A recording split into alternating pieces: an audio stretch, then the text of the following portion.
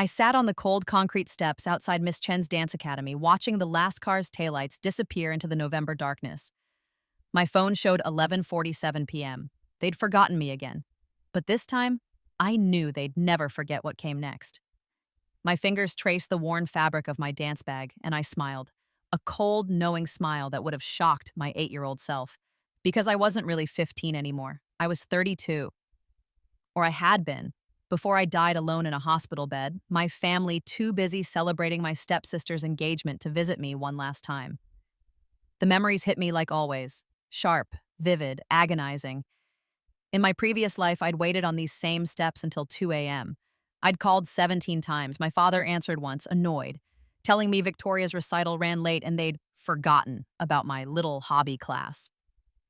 I'd walked home 3 miles in the dark, got pneumonia, and still performed in the regional competition 2 weeks later because I'd already paid the entrance fee with money I'd saved from tutoring. I came in first. They didn't come to watch. But that was the old Melody. The Melody who died at 32 from stress-induced cardiac arrest, burned out from working 3 jobs to support a family that had bled her dry. The Melody who spent her last conscious moments listening to her father's voicemail, explaining he couldn't visit the hospital because Victoria needed help planning her destination wedding, the one I'd unknowingly funded with my loans that were never meant to be repaid. This time, I wasn't waiting for them. I pulled out my phone and dialed a number I'd memorized from my previous life, but never had the courage to use until the very end. It rang twice. Hello? The voice was older, cautious, but unmistakably warm. Grandma Chen? My voice cracked, genuine emotion breaking through despite my careful planning. It's Melody. Melody Jiang. I need help. There was a sharp intake of breath, then silence so profound I could hear my own heartbeat. My maternal grandmother, the woman my father had forbidden me from contacting after my mother's death, the woman whose letters he'd burned, whose calls he'd blocked, she'd been trying to find me for 15 years. Baby, oh my God, baby girl, where are you? I'm at the dance academy on Morrison Street. They forgot to pick me up again. I let the tears come naturally. I'd cried them before in another life. They were real. Grandma, I'm so tired. I'm coming right now. Don't move. I'm 20 minutes away. Her voice turned sharp, protective. Does your father know you're calling me? No. I took a breath. And after tonight, I don't think I care what he knows anymore. Good girl, she said softly. Stay on the line with me. Tell me about your dance class. As I talked, describing my contemporary routine, my awards, my dreams, I watched a black Mercedes pull up in the parking lot across the street. Right on schedule. My father's car, but he didn't get out. Through the tinted windows, I could see him on his phone, laughing. He'd driven past the academy on his way home from Victoria's event and seen the lights still on. In my previous life, he'd told me he didn't notice me on the steps. This time, I watched him glance my way, see me, and deliberately look back at his phone. He was giving me exactly 5 more minutes before driving away completely, the same amount of time he'd waited before, documented by the Academy's security footage I'd never thought to request in my previous life, but had already prepared to subpoena in this one. I took a photo, time-stamped, geotagged. Him sitting in his car 40 feet away, on his phone while his daughter waited in the dark. Melody, you still there? Grandma's voice pulled me back and I'm here. Grandma, can I ask you something? Anything, baby. Do you have a good lawyer? There was a pause. Then a sound that might have been a laugh or a sob. The best in the state. Why? Because I think I'm going to need one. My father's Mercedes pulled away. I took a video this time, capturing his license plate, the timestamp, my small figure on the steps in the frame. Then I texted it to myself, backed it up to 3 cloud services, and waited. 15 minutes later, a silver Lexus pulled up, and a woman emerged, elegant, silver-haired with my mother's eyes and my own bone structure, my grandmother. She took one look at me and opened her arms. I walked into them and finally let myself cry the way I'd needed to for 2 lifetimes. The abuse hadn't started immediately. When my mother was alive, I was loved, cherished. She'd been a professional dancer before she married my father, had passed her passion and talent down to me with infinite patience and joy. We'd spend hours in the studio she'd built in our home, and she'd tell me stories of her own mother, Grandma Chen, who'd been a renowned dancer in Taiwan before immigrating. Then Mom got sick, ovarian cancer stage 4. She fought for 2 years, and during those 2 years, my father met Victoria's mother at a grief support group. Before Mom was even gone, he'd already started building a replacement family. Mom died when I was 7. He remarried 4 months later. I remember the first time Victoria, my new stepsister, just 6 months younger than me, walked into my mother's studio. She'd looked around at the mirrors, the bar, the pictures of my mother dancing, and declared it creepy and old-fashioned. Within a week, it was converted into a home gym. My mother's photos were boxed up. Her awards disappeared. That's when I learned the hierarchy of my new family. Victoria first, always. Her mother, Sharon, second. Me last, if at all. Victoria wanted piano lessons. We couldn't afford both piano and dance, my father said. I could keep dance, but I had to pay for it myself. I was 8. I started tutoring neighborhood kids in math, charging $5 an hour. Miss Chen, who'd known my mother, quietly reduced my rates and let me work at the front desk for extra credit. Victoria wanted a new bedroom. Mine was bigger, with better light. I came home from dance one day to find my things moved into the small guest room in the basement. No windows, persistent damp smell. Sharon said it was only fair since Victoria was younger and needed space for all her instruments and hobbies. When I was 10, I won my first major competition, $5,000 prize. I was so excited. It was more money than I'd ever seen. I could pay for 2 years of classes, maybe even afford the summer intensive I'd dreamed about. My father took the check for safekeeping. I never saw a penny. 2 weeks later, Victoria had a new baby grand piano in the former studio. That was the year I learned to hide money, to lie about prizes, to give fake addresses for scholarships so they couldn't intercept my mail. In my previous life, I'd kept quiet about all of it. I'd convinced myself it was normal, that I was being selfish to want more. Sharon was skilled at gaslighting. Every complaint I made was met with accusations that I was jealous of Victoria, that I resented her for having a living mother, that I was ungrateful for the sacrifice they were making by keeping me in their home when I could have gone to foster care. I'd believed it. God help me, I'd believed it. The breaking point in my previous life came when I was 17. I'd been offered a full scholarship to Juilliard, not just for undergrad, but a guaranteed track to their professional company. My dream. My mother's dream for me. Victoria wanted to go to a prestigious music conservatory. She'd been rejected. Sharon threw a fit, crying about favoritism and how it was unfair that I got opportunities handed to me while Victoria had to struggle. My father sat me down and explained that it would tear the family apart if I went to Juilliard while Victoria didn't get her first choice. He asked me to defer for a year to give Victoria time to reapply so we could both succeed together. I deferred. Victoria didn't reapply. Instead, she took a gap year in Europe, funded by my scholarship stipend, which my father had convinced me to redirect to a family education fund that would benefit both of us. When I tried to accept Juilliard's offer the following year, they'd given my spot away. They offered me admission without the scholarship, $70,000 a year. I didn't go. Instead, I went to community college at night while working full-time to support myself and increasingly to loan money to Victoria for her various ventures and my father for his failing business. By the time I was 30, I'd given them over $400,000 in loans. By the time I was 32, I was dead, and Victoria was planning a wedding with my money, while my father decided visiting his dying daughter was too emotionally difficult. But that was the old life. This life, I had knowledge.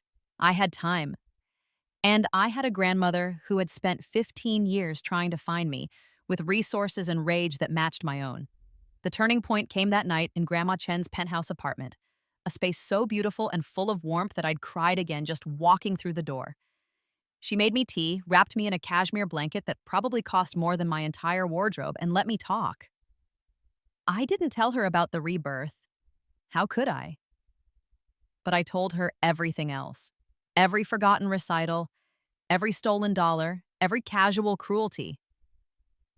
I showed her the texts on my phone, the family group chat where they planned dinners and vacations and never included me. The photos Victoria posted of family time that I was never invited to. The bank statements I'd secretly kept showing loans from my account to my father's, with his promises to pay you back when business improves in writing. She listened in absolute silence, her face growing colder and colder until she looked like an avenging angel carved from ice. When I finished, she said 3 words. Get your things. What? Tomorrow. We're getting your things and you're moving in here. Tonight, I'm calling my lawyer. She pulled out her phone. That man stole you from me. He's been stealing from you for years, and it ends now. Grandma, I can't just... You can. You're 15. You can choose who you want to live with in family court, especially with evidence of neglect. Her eyes met mine, fierce and loving. Your mother was my only child. When she died, your father cut me off completely. He told me you didn't want to see me, that you blamed me for not being there during her illness. Her voice cracked. I tried to fight him, but I was destroyed by grief, and he had lawyers. He got a restraining order, claimed I was unstable. By the time I recovered enough to challenge it properly, he'd moved, changed your schools, made you impossible to find. He told me you were dead, I whispered. Her face went white, then red. That son of a... She cut herself off, visibly controlling her rage. Did he? He said you died of grief after Mom passed, that talking about you would just hurt us both. I'd remembered this conversation happening in my previous life too, years later, when I'd finally asked about my mother's family. He showed me a fake obituary and everything. Grandma Chen stood up, walked to her window overlooking the city, and said something in Mandarin that sounded extremely profane. Then she turned back to me, composed again. Melody, baby, listen to me carefully. What your father has done, the financial abuse, the emotional neglect, the parental alienation, these are crimes. Real crimes with real consequences. She sat back down, taking my hands. I have been very, very successful since your mother died. I threw myself into my work, into my investments, into building the legacy your mother should have shared. I am worth $43 million. All of it should have been partly yours. I blinked. I'd known she was wealthy. In my previous life, I'd found out after she died, leaving everything to a dance scholarship in my mother's name since she'd believed I was lost to her. But this was beyond what I'd imagined. More importantly, she continued, I have power, connections, and a 15-year grudge against the man who stole my granddaughter. So here's what's going to happen.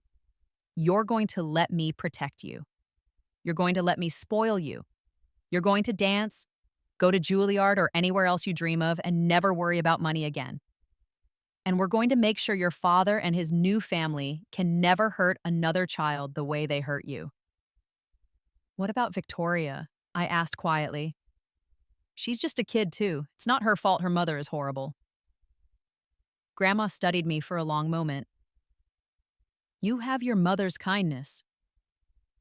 But Melody, Victoria isn't innocent in this. She's 15 too. She's old enough to know right from wrong. I thought about Victoria in my previous life. How she'd called me weeks before I died, asking for $50,000 for a business opportunity.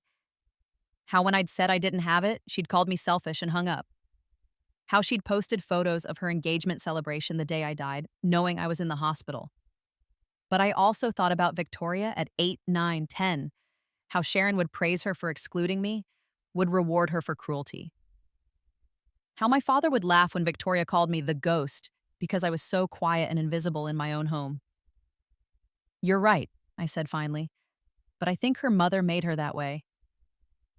I think if she'd been raised differently, she might have been different. Perhaps, Grandma said, but we're not responsible for fixing her. We're responsible for protecting you. That night, lying in the guest room, a space with soft sheets and actual heating and no smell of mildew, I made my plan. In my previous life, I'd been passive, reactive, always hoping things would get better, that if I was just good enough, worked hard enough, my family would finally love me. This time, I would be different. I would document everything. I would build my case methodically. I would use every advantage my rebirth had given me, every memory of their patterns, their weaknesses, their secrets. And when the time was right, I would take back everything they'd stolen from me and make sure they could never do it to anyone else. We moved quickly. Grandma's lawyer, a sharp-eyed woman named Janet Morrison, came to the penthouse the next morning. She listened to my story, reviewed the evidence I'd already compiled, and smiled a smile that reminded me why prosecutors feared her. "This is going to be easier than I thought," she said. "Melody, the photos from last night alone are gold. A parent seeing his child waiting alone at night and deliberately driving away, that's willful neglect. Add the financial abuse, the parental alienation, the violation of the restraining order." "Wait, violation?" I asked. Janet's smile widened. "That restraining order was based on false allegations of your grandmother being unstable and potentially dangerous to you. The order stipulated she couldn't contact you. It said nothing about you contacting her. The moment you called her, of your own free will, it demonstrated that your father's claims were false. He'll argue he was protecting you, but we have years of documented attempts by your grandmother to establish contact through proper legal channels, all blocked by him. Plus," Grandma added, "I have proof I was never unstable. Medical records, psychiatric evaluations I voluntarily underwent while trying to fight for custody. I was grieving, but I was never a danger to anyone." "So what happens now?" I asked. "Now we file for emergency custody for your grandmother, citing clear evidence of ongoing neglect and abuse," Janet said. "We'll also file a civil suit for the money your father has stolen from you. The competition winnings, the scholarship funds, all of it. And we're going to petition the court to audit his finances because I guarantee he's been claiming you as a dependent for tax purposes while providing minimal support." "How long will this take?" "The emergency custody? We can file Monday, have a hearing by Wednesday. With your age and the evidence we have, I'd say your grandmother will have temporary custody within a week." Janet leaned forward. "Melody, I need to prepare you for something. This is going to get ugly. Your father will fight back. He'll say terrible things about you and your grandmother. Victoria and Sharon will likely be coached to testify against you. Can you handle that?" I thought about my previous life. The funeral no one came to except my one friend from work. The will Victoria contested, trying to claim I owed her money. The revelation that my father had been forging my signature on loan documents for years. "I can handle it," I said. "I know exactly what they're going to say before they say it." Grandma squeezed my hand. "That's my girl." That weekend, while my father assumed I was sulking in my basement room, he'd sent exactly one text: "Stop being dramatic and come home." We built the foundation of my new life. Grandma took me shopping, replacing my threadbare clothes with things that actually fit and weren't from discount stores. Not designer clothes, I refused to go that far, but quality basics that made me feel like a person who mattered. She enrolled me in her gym, got me a new phone with my own plan, opened a bank account in my name with her as co-signer until I turned 18 and deposited $50,000 into it. "For dance," she said when I protested. "Classes, competitions, costumes, anything you need. This is separate from your living expenses, which I'll cover. This is your art money." I cried. Again. I seemed to be crying a lot in this new life, but these were different tears than before. Sunday night, Janet called. "We're ready to file first thing Monday morning. Melody, this is your last chance to back out. Once we start this, there's no going back to how things were." "Good," I said. "I don't want to go back." Monday morning, I went to school as usual, but this time I had Grandma's driver take me, and I carried a folder with copies of all our legal filings just in case. I'd learned in my previous life that my father's first move would be to try to intercept me after school, to control the narrative. Sure enough, at 3 p.m., I got a call from the school office. My father was there to pick me up, claiming a family emergency. I walked into the office with my folder. "I'm not going with him," I said clearly to the secretary, to my father, to the security camera I knew was recording. He's not a safe person for me to be with. My father's face went red, then purple. Melody Ann Jang, stop this nonsense right now. You're coming home. No, I said, I'm 15. I'm old enough to refuse to go with you, and if you try to force me, I'll call the police and show them this. I held up my folder. It's documentation of years of neglect and financial abuse. I've already filed for my grandmother to get emergency custody. The secretary's eyes went wide. The school security officer who'd been standing nearby moved closer. My father's expression changed, cycling through rage, disbelief, and calculation. Your grandmother? He laughed, but it sounded hollow. Melody, your grandmother is dead. What game are you playing? The game where I stop letting you lie to me, I said. Grandma Chen is very much alive. And she's been trying to find me for 15 years while you told me she was dead and told her I didn't want to see her. That woman is unstable. She has psychiatric evaluations proving otherwise.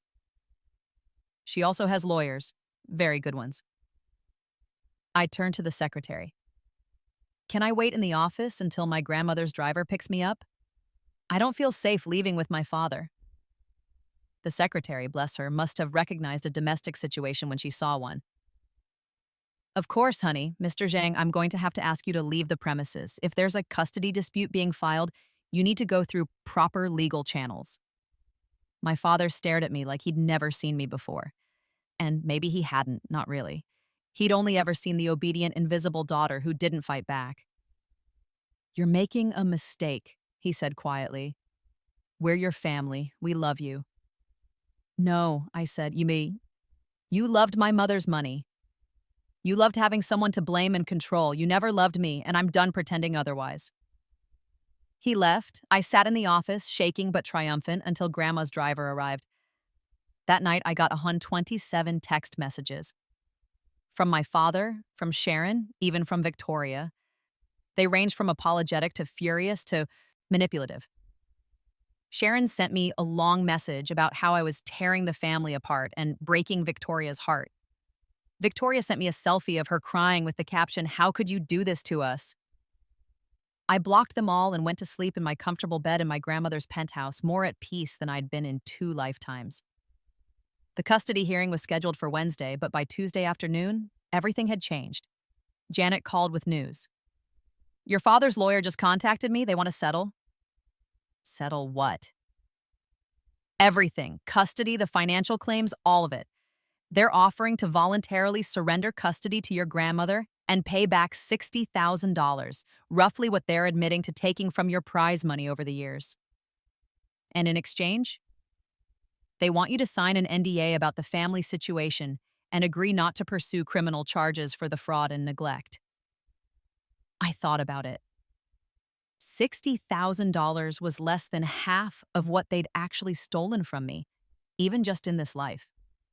In my previous life, it had been hundreds of thousands more.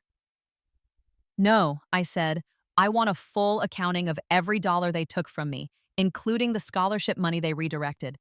I want it in writing, and I'm not signing any NDA. Janet laughed. That's what I told them you'd say. They're not going to like it. I don't care what they like.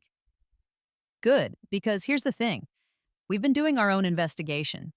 Your father has been claiming you as a dependent on his taxes while providing less than 20% of your actual support. That's tax fraud. Sharon has been using Victoria's social security number to open credit cards, which is identity theft, and we found 3 other scholarship funds that were awarded to you over the years, money that you never saw that went into accounts controlled by your father. How much? I whispered. $230,000 total over 8 years. I felt dizzy. That money could have changed my life. It should have been mine. There's more, Janet continued. We found out why they're so desperate to settle.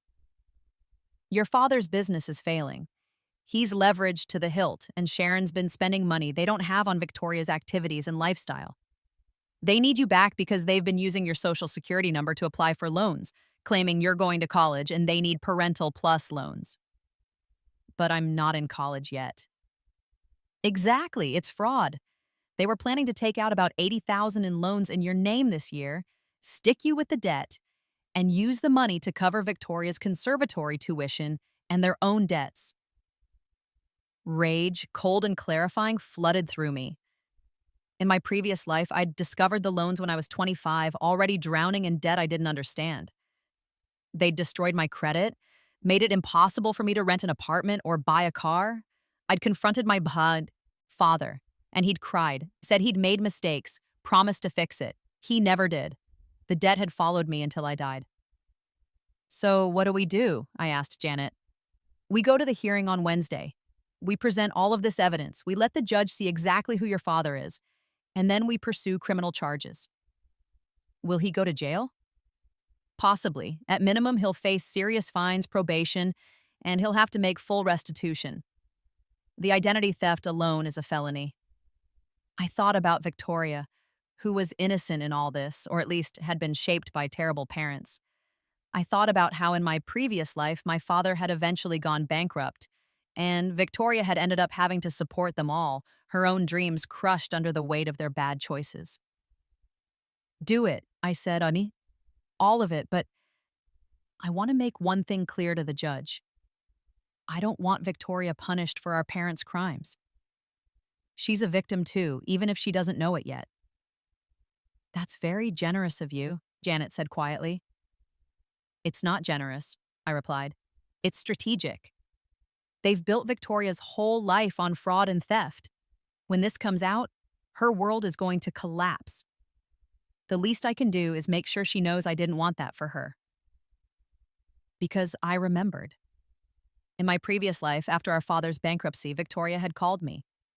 She'd been 18, suddenly aware that everything she'd ever had was built on lies and stolen money. She'd apologized, sobbing, desperate. By then, I was already drowning in debt myself, working myself to death to stay afloat, and I'd had nothing to give her. This time, maybe she'd learned the lesson early enough to save herself. The hearing was everything I dreamed it would be, in the worst and best ways. My father showed up with Sharon and Victoria, all of them dressed like they were going to church, the picture of a wholesome family. Victoria looked genuinely confused and hurt. Sharon looked calculating. My father looked desperate. I showed up with Grandma Chen, both of us dressed professionally but simply. Janet had advised against looking too wealthy. We wanted to emphasize the neglect, not make it look like this was about money. The judge, a tired-looking woman in her 50s, reviewed our filings and then looked at my father. Mr. Zhang, I've read some concerning allegations here. Would you like to respond? My father stood, and I saw him put on his reasonable man face. The one that had convinced social workers and teachers and neighbors that he was just a struggling single dad doing his best. Your Honor, my daughter is going through a difficult time. She's 15, she's emotional, and I think she's been manipulated by my former mother-in-law, who has never forgiven me for moving on after my wife's death. Manipulated, the judge repeated flatly. She held up a photo, the one from the night at the dance studio. Mr. Zhang, can you explain this photo? It shows you sitting in your car, a 40 son, feet from your daughter who was waiting alone at night for a ride home and then driving away without picking her up. His face went pale. I didn't see her. It was dark. The photo is time-stamped at 11:53 p.m. Your daughter called you 17 times that evening. Your phone records show you answered once and told her to figure it out herself. She was being dramatic. She was 15 years old, alone at night, and you were her parent. The judge's voice could have cut glass. Let's move on to the financial allegations. Ms. Morrison, you claim Mr. Zhang has misappropriated funds belonging to his daughter? Janet stood, and for the next 30 minutes, she systematically destroyed my father's life. She presented documentation of every prize I'd won, every scholarship I'd received, and where the money had actually gone. She showed bank records proving that my father had deposited my earnings into his personal account. She produced the loan documents he'd forged with my signature. She even had testimony from Miss Chen at the dance academy, who confirmed that I'd been paying my own tuition since age 8, and that my father had once tried to get her to sign over a scholarship check to him directly. Then she brought out the tax fraud, the identity theft, the attempted loan fraud. Victoria gasped audibly when Janet explained that Sharon had been using her social security number to open credit cards. "Mom," she said, voice small. Sharon's face was like stone. My father tried to interrupt, to explain, to justify. The judge silenced him with a look. "Mr. Zhang," she said, "in my 20 years on the bench, I have rarely seen such a clear case of parental financial abuse. You have systematically stolen from your own child, lied to her about her family, and neglected her basic needs. Ms. Morrison, you're requesting emergency custody for Mrs. Chen?" "Yes, Your Honor." "Granted, effective immediately. Mr. Zhang, you're ordered to have no contact with Melody except through supervised visits if she consents to them until she turns 18. You're also ordered to pay full restitution of $230,000 within 90 days or face additional penalties." "I don't have that kind of money," my father shouted. "Then I suggest you find it, because if you don't, I'll be referring this case to the district attorney for criminal prosecution. Identity theft, tax fraud, forgery, those are felonies, Mr. Zhang. Be grateful I'm giving you a chance to make this right." She turned to me. "Melody, is there anything you'd like to say?" I stood up, my legs shaking but my voice steady.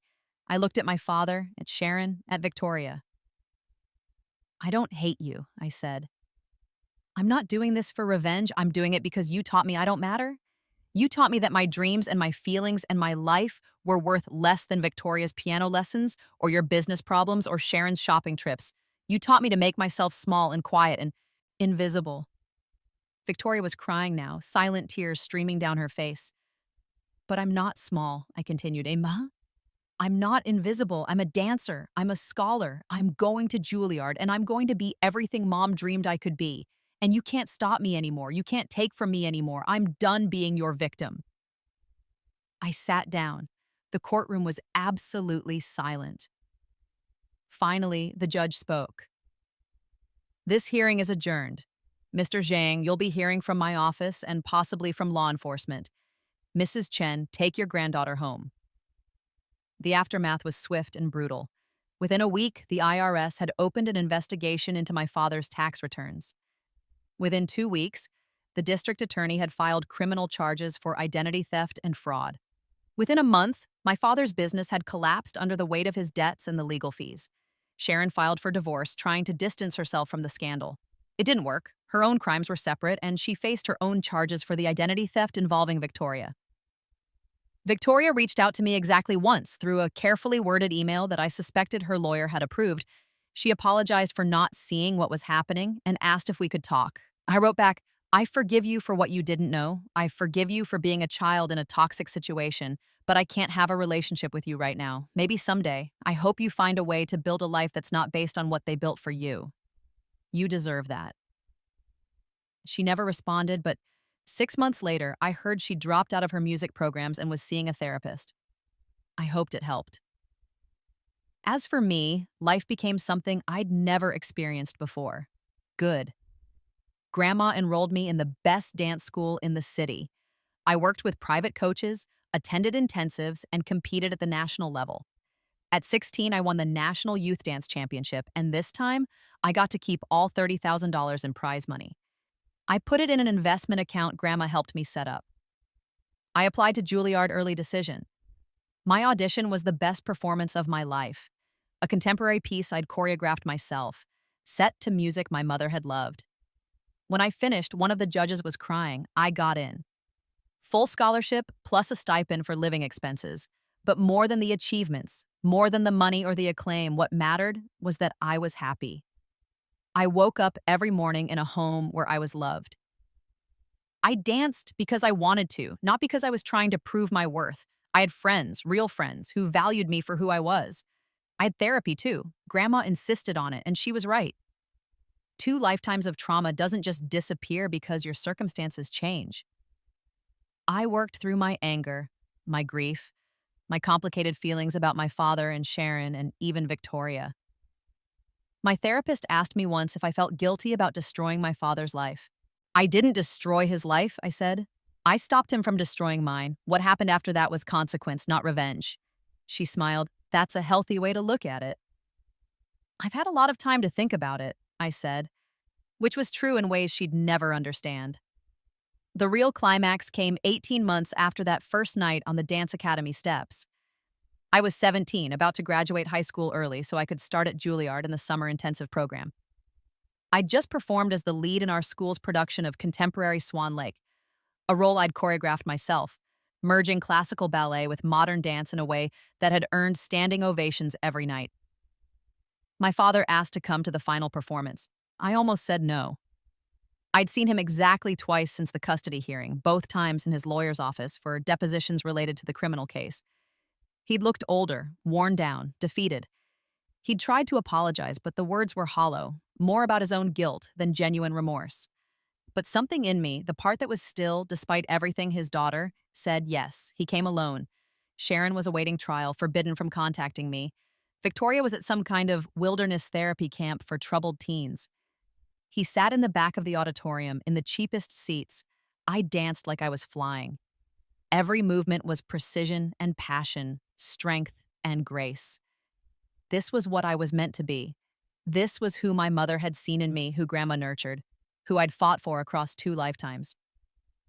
When the curtain fell and I took my bows, the audience was on their feet. I scanned the crowd, Grandma in the front row, beaming with pride. My friends from dance school, teachers, coaches, Janet Morrison even, who'd become something like a family friend.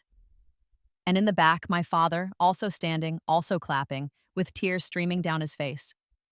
After the show, he waited by the stage door. Grandma saw him first and moved to intercede, but I touched her arm. It's okay, I've got this. I walked over to him, still in my costume, my hair still pinned up, my makeup still stage bright. Melody, he said, you were incredible. Your mother would be so proud.